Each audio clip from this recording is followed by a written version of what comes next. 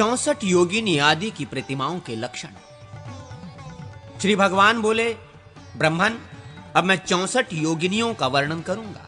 इनका स्थान क्रमशः पूर्व दिशा से लेकर ईशान पर्यंत हैं।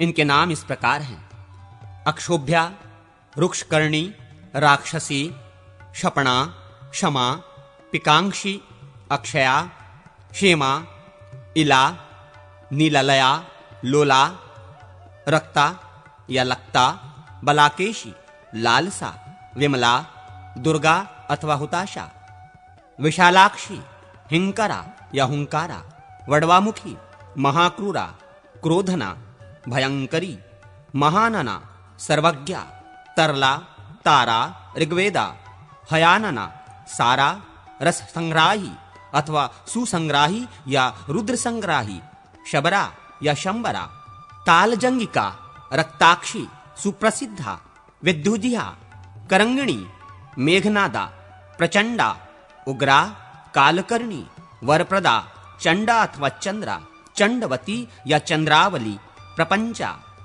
प्रलयांतिका, शिशुवंचा, पिशाची, पिशितास्वलोलूपा, धमिनी, तपनी, रागिणी अथवा वामिनी, विकृतानना, वायुवेगा, बृहत्कुक्षी, विकृता, विश्वरूपिका, यमजिह्वा, जयंती, दुर्जया, जयंतिका अथवा यमांतिका, विडाली, रेवती, पुतना तथा 64वीं विजयांतिका।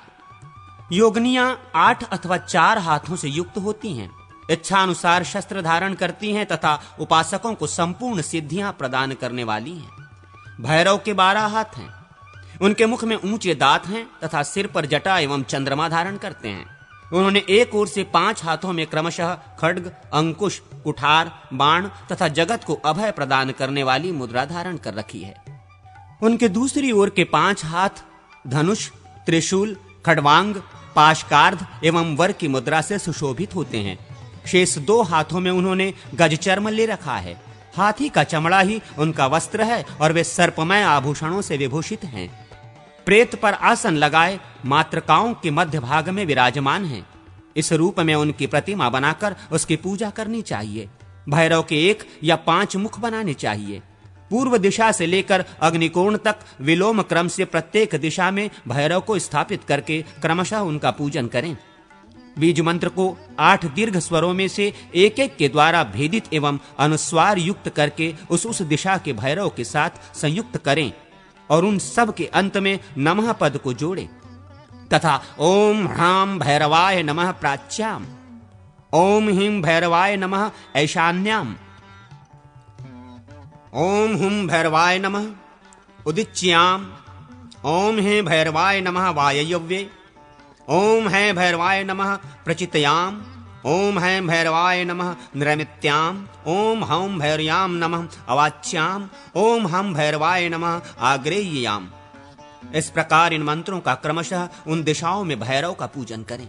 इन्हीं में से 6 बीज मंत्रों द्वारा षड्न्यास एवं उन अंगों का पूजन भी करना चाहिए। उनका ध्यान इस प्रकार है: भैरव जी मंदिर अथवा मंडल के आग्नेय दल अग्निकोणास्थ दल में विराजमान सुवर्णमयी रचना से युक्त नाद बिंदु एवं इंदु से सुशोभित तथा मातृकाधापति अंग से प्रकाशित है। ऐसे भगवान भैरव का मैं भजन करता हूँ। वीरभद्र वृषभ पर आरूढ़ हैं। वे मातृकाओं के मंडल में विराजमान और 4 भुजाधारी हैं। गौरी 2 भुजाओं से युक्त और त्रिनेत्रधारिणी हैं। उनके एक हाथ में शूल और दूसरे में दर्पण है। ललिता देवी कमल पर विराजमान हैं।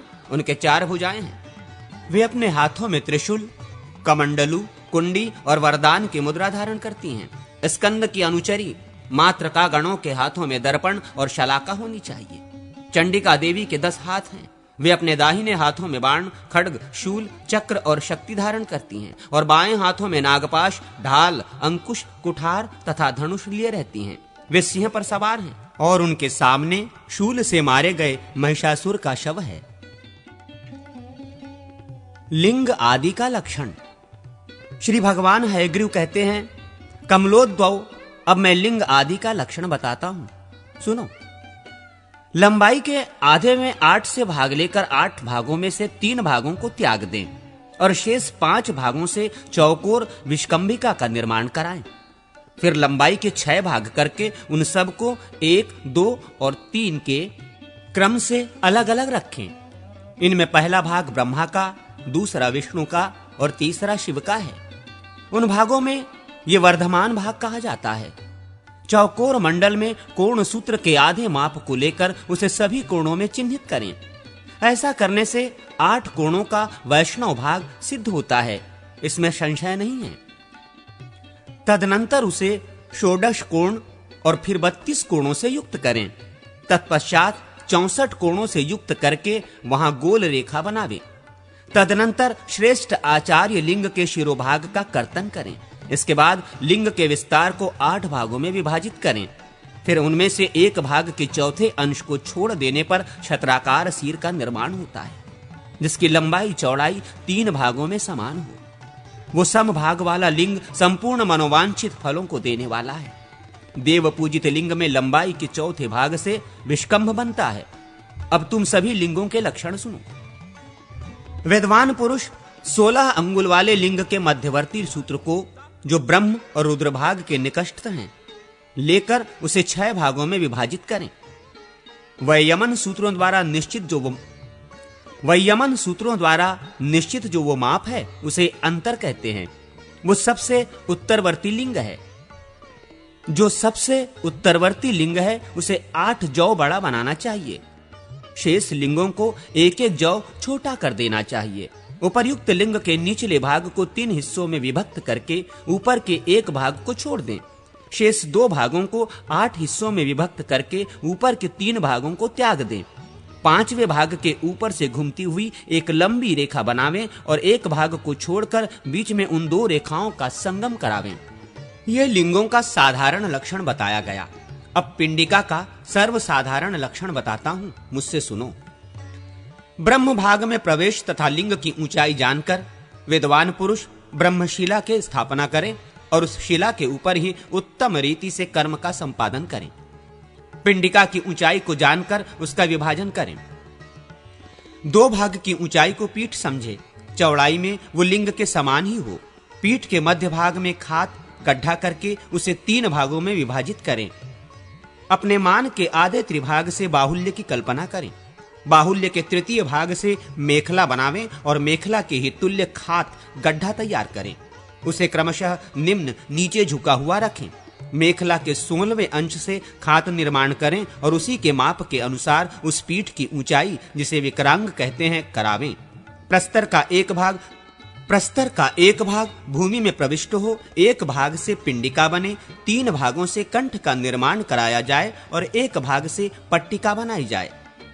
2 भाग से ऊपर का पट्ट बने, एक भाग से शेष पट्टिका तैयार कराई जाए। कंठ पर्यंत 1-1 भाग प्रविष्ट हो। तत्पश्चात पुनः एक भाग से निर्गम जल निकलने का मार्ग बनाया जाए। ये शेष पट्टिका तक रहे। प्रणाल नाली के तृतीय भाग से निर्गम बनाना चाहिए। तृतीय भाग के मूल में अंगुली के अग्र भाग के बराबर विस्तृत खात बनावें, जो तृतीय भाग से आधे का विस्तार का हो। वो खात उत्तर की ओर जाए। ये पिंडिका सहित साधारण लिंग का वर्णन किया गया। लिंगमान एवं व्यक्ताव्यक्त लक्षण आदि का वर्णन। श्री भगवान हयग्रीव कहते हैं, ब्रह्मन, अब मैं दूसरे प्रकार से लिंग आदि का वर्णन करता हूं, सुनो। लवण तथा धृत से निर्मित शिवलिंग बुद्धि को बढ़ाने वाला होता है। वस्त्रमय लिंग ऐश्वर्यदायक होता है। उसे तात्कालिक, केवल एक बार ही पूजा के उपयोग में आने वाला लिंग माना गया है। मृतिका से बनाया हुआ शिवलिंग 2 प्रकार का होता है, पक्व तथा अपक्व। अपक्व से पक्व श्रेष्ठ माना गया है। उसकी अपेक्षा काष्ठ का बना हुआ शिवलिंग अधिक पवित्र एवं पुण्यदायक है। काष्ठमय लिंग से प्रस्तर का लिंग श्रेष्ठ है। प्रस्तर से मोती का और मोती से सुवर्ण का बना हुआ लोह लिंग उत्तम माना गया है। चांदी, तांबे, पीतल, रत्न तथा रसपारद का बना हुआ शिवलिंग भोग मोक्ष देने वाला एवं श्रेष्ठ है। रस पारद आदि के लिंगों को रांगा, लोहा, सुवर्ण, तांबा आदि तथा रत्न के भीतर आबद्ध करके स्थापित करें। सिद्ध आदि के द्वारा स्थापित स्वयंभू लिंग आदि के लिए माप आदि करना अभिष्ट नहीं है। बाणलिंग नर्मदेश्वर के लिए भी यही बात है, अर्थात उसके लिए भी वो इतने अंगुल का हो। इस तरह का मान आदि आवश्यक नहीं है। वैसे शिवलिंगों के लिए अपने इच्छा के अनुसार पीठ और प्रासाद का निर्माण करा लेना चाहिए। सूर्य मंडलस्थ शिवलिंग को दर्पण में प्रतिबिंबित करके उसका पूजन करना चाहिए। वैसे तो भगवान शंकर सर्वत्र ही पूजनीय हैं, किंतु शिवलिंग में उनके अर्चन की पूर्णता होती है। प्रस्तर का शिवलिंग एवं एक हाथ से अधिक ऊंचा होना चाहिए। काष्ठमय लिंग का मान भी ऐसा ही है। चल, शिवलिंग का स्वरूप अंगुल के मान के अनुसार निश्चित करना चाहिए तथा स्थिर लिंग का द्वारमान, गर्भमान एवं हस्तमान के अनुसार। ग्रह में पूजित होने वाला चल लिंग 1 अंगुल से लेकर 15 अंगुल तक का हो सकता है। द्वारमान से लिंग के 3 भेद हैं।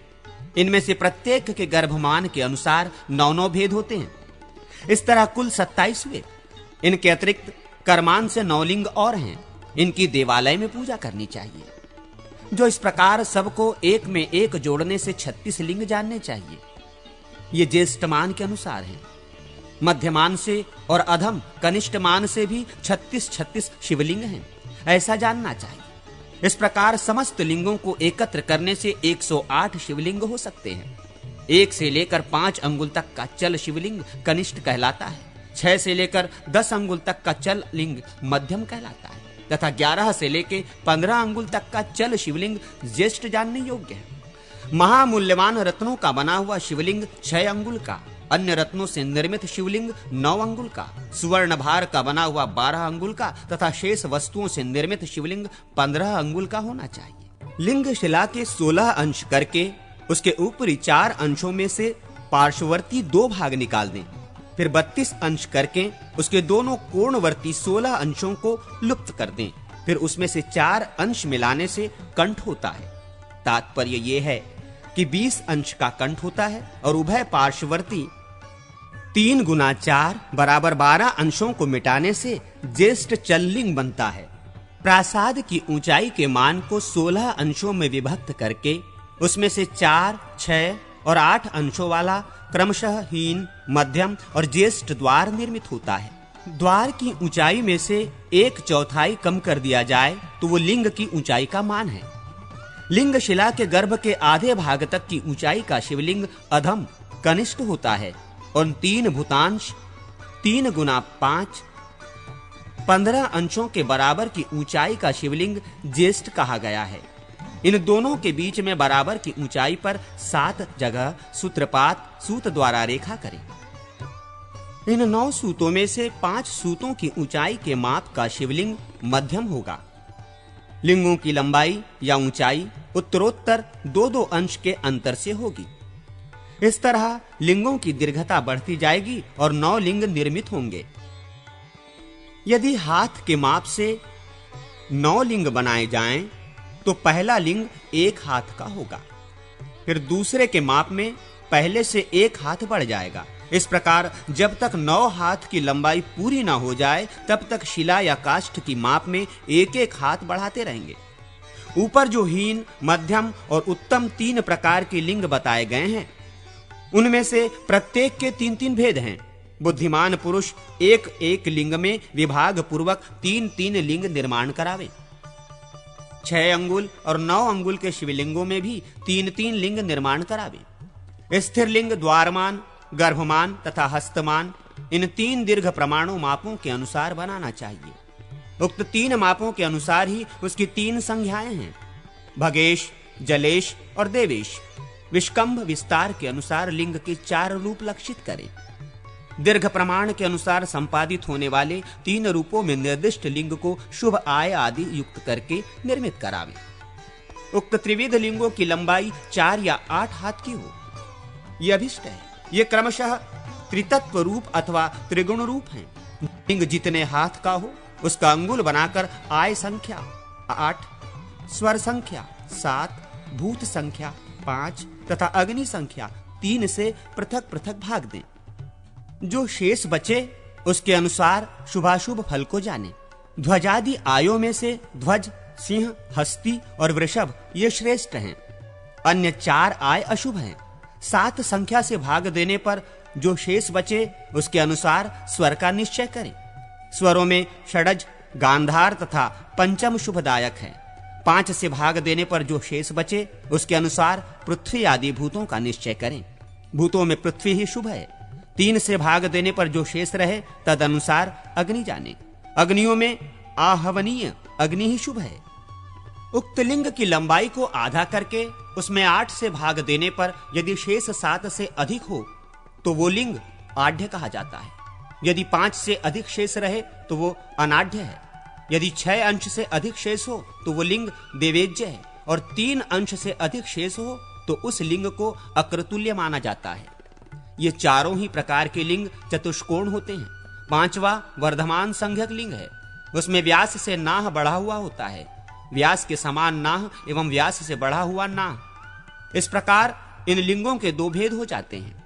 विश्वकर्म शास्त्र के अनुसार इन सब के बहुत से भेद बताए जाएंगे। आढ़्य आदि लिंगों के स्थूलता आदि के कारण 3 भेद और होते हैं। उनमें एक एक यव की वृद्धि करने से वे सब 8 प्रकार के लिंग होते हैं। फिर हस्तमान से जिन संज्ञक लिंग के भी 3 भेद होंगे उसको सर्वसम लिंग में जोड़ लिया जाएगा। अनाढ़्य, देवाचर्चित तथा अक्रतुल्य में भी 5-5 भेद होने से ये 25 होंगे। ये सब एक जिन और भक्त भेद से 75 हो जाएंगे। सबका आकलन करने से 15,400 शिवलिंग हो सकते हैं। इसी तरह 8 अंगुल के विस्तार वाला लिंग भी एकांगुल मान, हस्तमान एवं गर्भमान के अनुसार 9 भेदों से युक्त है। सब के कोण तथा अर्ध कोणस्थ सूत्रों द्वारा कोणों का छेदन विभाजन करें। लिंग के मध्य भाग के विस्तार को ही प्रत्येक विभाग का विस्तार मानकर तदनुसार मध्य, ऊर्ध्व और अधः इन विभागों की स्थापना करें। मध्यम विभाग से ऊपर का अष्टकोण या षोडश कोण वाला विभाग शिव का अंश है।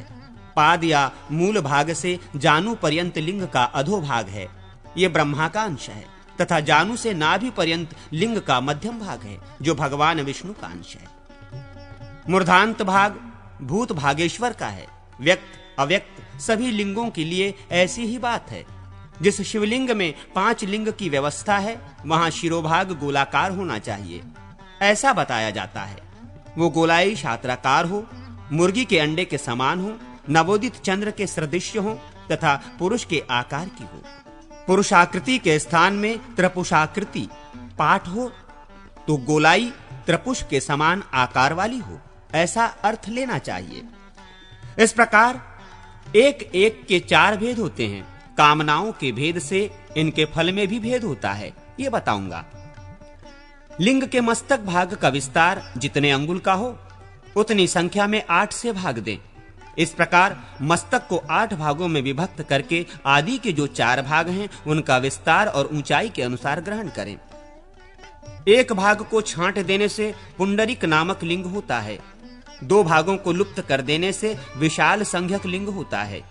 3 भागों का उच्छेद कर देने पर उसकी श्रीवत्स संज्ञा होती है तथा 4 भागों के लोपने से उस लिंग को शत्रुकारक कहा गया है। शिरोभाग सब ओर से सम हो तो श्रेष्ठ माना गया है। देवपूज्य लिंग में मस्तक भाग कुक्कुट के अंड की भांति गोल होना चाहिए। चतुर्भागात्मक लिंग में ऊपर का 2 भाग मिटा देने से त्रिपुष नामक लिंग होता है। ये त्रिपुष अनाढ़ संज्ञक शिवलिंग का सिर माना गया है। अब अर्धचंद्राकार सिर के विषय में सुनो। शिवलिंग के प्रांत भाग में एक अंश के 4 अंश करके एक अंश को त्याग दिया जाए तो वो अमृताक्ष नाम धारण करता है। दूसरे, तीसरे और चौथे अंश का लोप करने पर क्रमशः उन शिवलिंगों की पूर्णेंद्रु, बालेंद्रु और कुमुद संज्ञा होती है। ये क्रमशः चतुर्मुख, त्रिमुख और एकमुख होते हैं। इन तीनों को मुखलिंग भी कहते हैं। अब मुखलिंग के विषय में सुनो। पूजा भाग की त्रिविध कल्पना करनी चाहिए। मूर्ति पूजा, अग्नि पूजा तथा पद पूजा। पूर्ववत द्वादशांतक का त्याग करके 6 भागों द्वारा 6 स्थानों की अभिव्यक्ति करें। सिर को ऊंचा करना चाहिए तथा ललाट, नासिका, मुख, चिबुक तथा ग्रीवा भाग को भी स्पष्टतया व्यक्त करें। 4 भागों या अंशों द्वारा दोनों भुजाओं तथा नेत्रों को प्रकट करें।